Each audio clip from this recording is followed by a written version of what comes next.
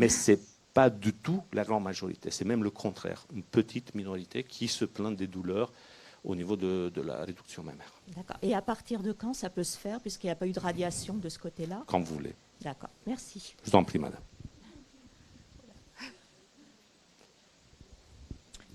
Bonjour. Bonjour. Donc, il n'y a pas très longtemps qu'on s'est vus. Oui, donc, je suis à ma 9e reconstruction d'hypophilie. Oui. Ça s'est très bien passé.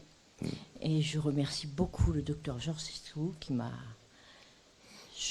Dès qu'on m'a enlevé le sein, j'ai tout de suite adopté cette nouvelle méthode, car j'ai des gros problèmes de dos, opération d'hernie discale, donc c'était pas possible. Et franchement, je le remercie parce que s'il ne m'avait pas reconstruite, je crois que je ne serais plus là. Merci. Il a fait un joli travail.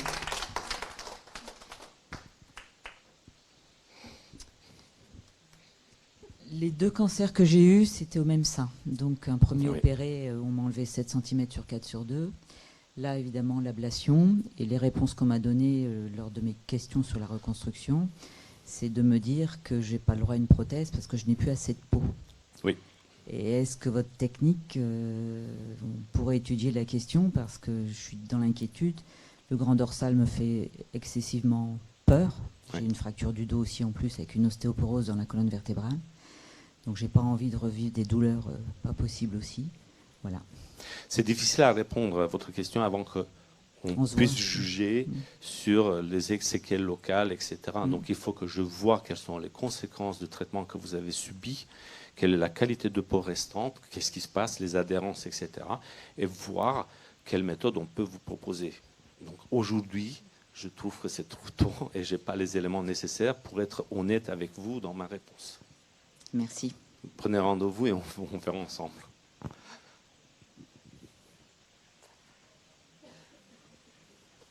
Merci. Bonjour. Bonjour, madame. Je n'ai pas eu l'ablation. On m'a enlevé la tumeur, mais bon, évidemment, mon sein est déformé. Non, en fait, il n'est pas déformé, mais en fait, c'est plus de la symétrie parce que j'ai un décalage. Oui.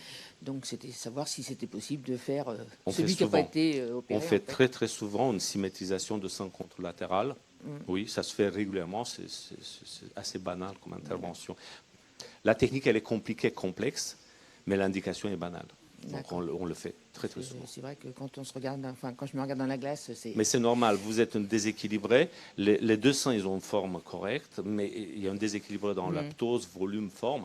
Là, il faut opérer, symétriser, et ça se fait, et c'est pris en charge. D'accord. Merci beaucoup. Mais je vous en prie.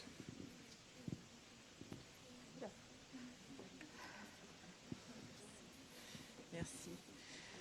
Moi, j'ai juste une petite question par rapport à la radiothérapie. J'aurais voulu savoir, est-ce que plus on attend dans le temps, est-ce que plus les effets néfastes de la radiothérapie s'estompent? Je crois que c'est plutôt au radiothérapeute de vous répondre, mais j'ai l'expérience parce que je suis les patientes qui ont... Je réconcilie les patients. Il y a certains effets sécrétaires qui s'estompent et des autres qui se manifestent davantage. Qui sont maintenus. Vous savez, les effets secondaires de la radiothérapie évoluent, mais de façon chronique. Ça s'accentue de façon chronique. Donc, certains vont disparaître et certains vont s'accentuer. D'accord. Donc, en fait, il n'y a pas de délai idéal. Il y a un délai idéal dans le sens, c'est le délai minimal après la fin de thérapie qu'il faut respecter avant d'envisager la reconstruction. C'est un délai qu'on prend pour faire disparaître les effets aigus et celles qui sont semi-chroniques. Après, on sait qu'après 1 an, tout ce qui apparaît, ça va rester, quoi. Ça va rester. Ça va rester. Donc ça ne sert à rien d'attendre 2 ans, 3 ans, 4 ans Non. Pour limiter... Quelquefois, attendre 1 an et demi, 2 ans, ça peut aider.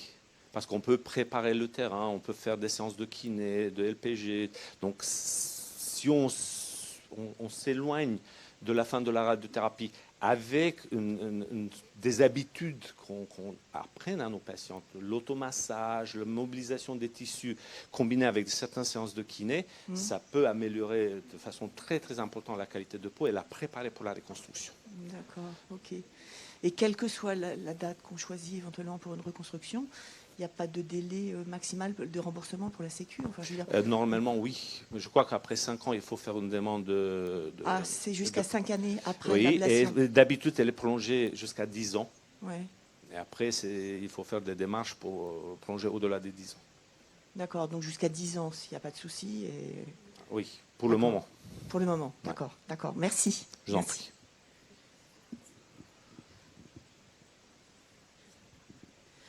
Bonjour, moi j'ai eu une mastectomie du sein gauche, sans traitement, chimiothérapie ou radiothérapie.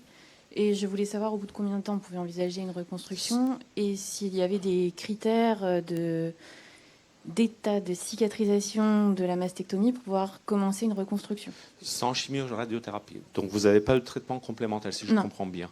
Mais pour moi, assez rapidement, en 2-3 mois, une fois que la cicatrisation a été acquise, on peut vous revoir pour juger sur l'état de la cicatrisation. En fonction de ça, voir effectivement comment on peut préparer le terrain. Donc si vous n'avez pas eu de traitement complémentaire, à 2-3 mois, tranquillement. D'accord, merci. Je vous en prie.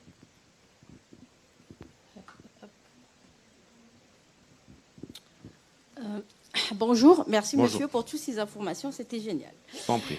Moi, j'ai subi juste une tumorectomie. Oui. Donc, j'ai eu la chimio, la radiothérapie.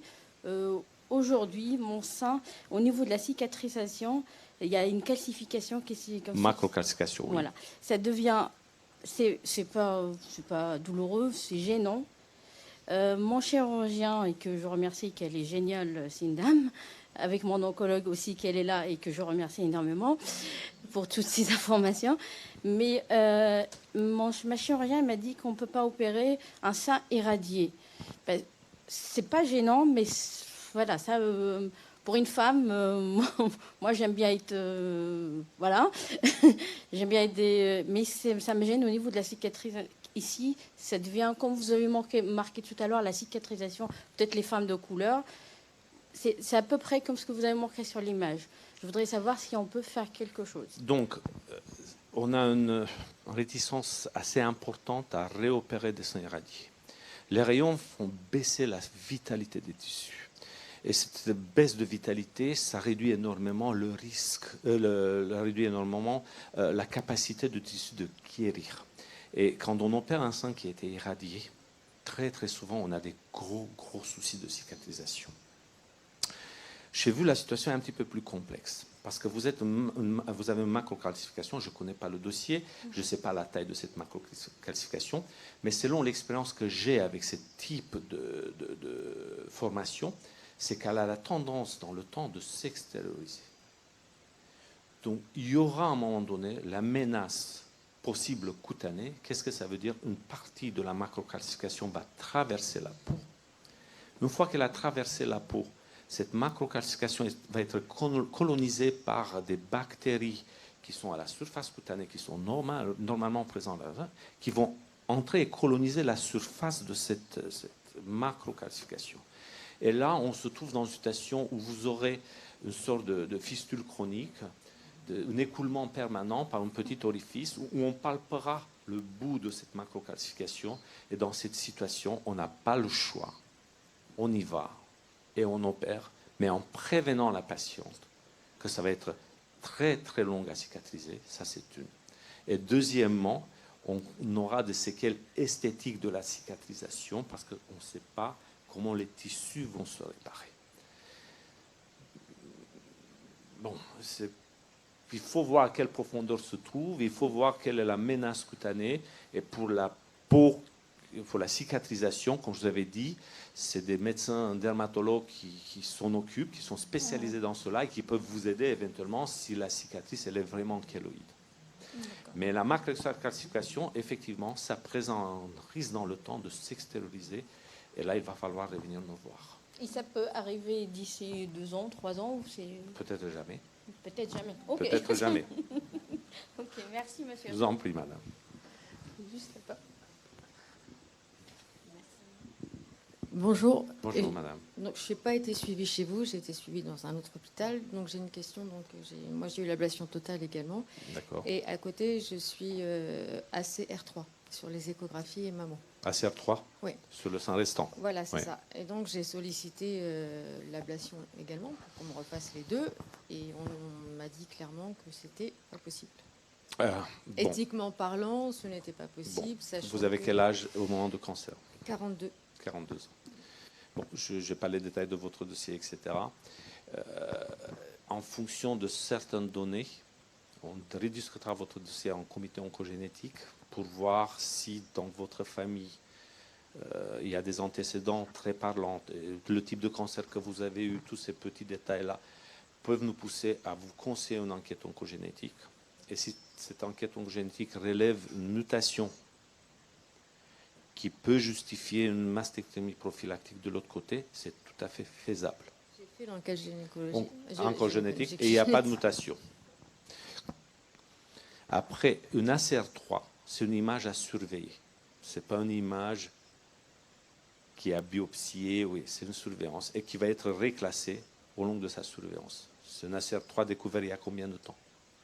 Ça fait 2 ans et j'ai aussi un taux de Il est toujours une ACR3. Oui, et j'ai un taux de prolifération à 50%. On m'a fait le PAM 50 et le PAM 50 a révélé que j'étais à haut risque de récidive. Pardon. Oui, mais la récidive, c'est d'habitude dans le sang qui a été déjà traité. Donc, mais c'est vrai que ça fait peur, en fait. L'idée, c'est oui. de plus avoir toujours à l'échographie, de se dire est-ce qu'on va passer en R4, R5 Je ne crois pas que le PAM 50 soit une indication pour mastectomie prophylactique. Non. Donc, mais le fait, justement, le PAM 50 a révélé quand même au risque de récidive sur le sang. Ouais. Quand? Tumeur.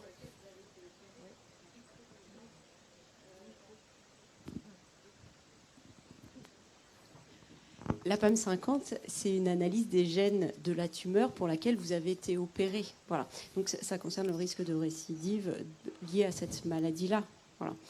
Là, une image dans l'autre sein classée ACR3. ACR3, d'ailleurs, c'est pas un cancer. Ça veut juste dire que c'est une image dont on ne sait pas quoi faire. Voilà.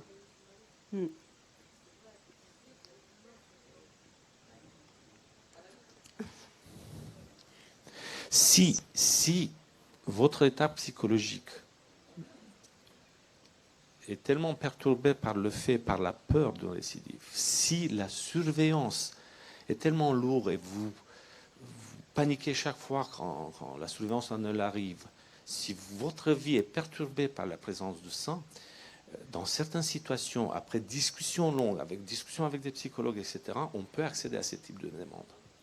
Mais c'est des discussions longues, ce n'est pas une décision qui se prend entre le chirurgien et la patiente, c'est des autres facteurs, des autres intervenants qui vont aider à la prise de décision. Vous comprenez? Mais ce n'est pas une réponse négative dans « mais non, c'est non ». C'est à prendre en compte plein de choses. Et le vécu de patients dans ces situations compte beaucoup. Donc, tout est relatif. Nous, ça nous est déjà arrivé personnellement, et mes collègues aussi, on a fait des mastectomies à des patients qui étaient extrêmement décidés d'enlever le sang restant, même s'il n'y avait aucune anomalie. Il m'a dit, docteur, moi j'ai rien à cirer, vous m'enlevez le sang, c'est ma décision, j'assume complètement, je veux pas de surveillance mammographie, etc. Ça me stresse chaque année, d'accord? Je vis très bien sans le sang que vous avez traité, je veux vivre très bien avec les 2 absents, vous me faites ça. Donc j'ai une dernière question, parce que là on doit... Je vous en prie. Bonjour docteur. Bonjour madame. Donc Max, vous avez expliqué tout à l'heure qu'on pouvait mixer 2 techniques. Oui. Donc je sais que vous pouvez faire de la lipo et après prothèse. Mettre une prothèse, finir par une prothèse. Donc ma question était si la prothèse se mettait sous le muscle ou si elle se mettait sous les lipos qu'on a réussi. Sous les lipos. Sous les lipos toujours. Donc c'est l'avantage de cette technique de lipofilling. On profite de matelassage graisseux qu'on a obtenu pour protéger la peau. Donc ça réduit de façon très très importante le risque de rejet. Et la même efficacité à mon sens, avec l'expérience que j'ai, que le muscle pectoral, même plus que le muscle pectoral, pour protéger la peau. Donc c'est tout à fait faisable. J'ai répondu?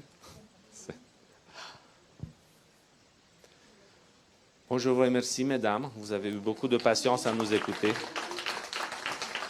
Et je vous souhaite un très bon week-end. Bon retour chez vous. Au revoir.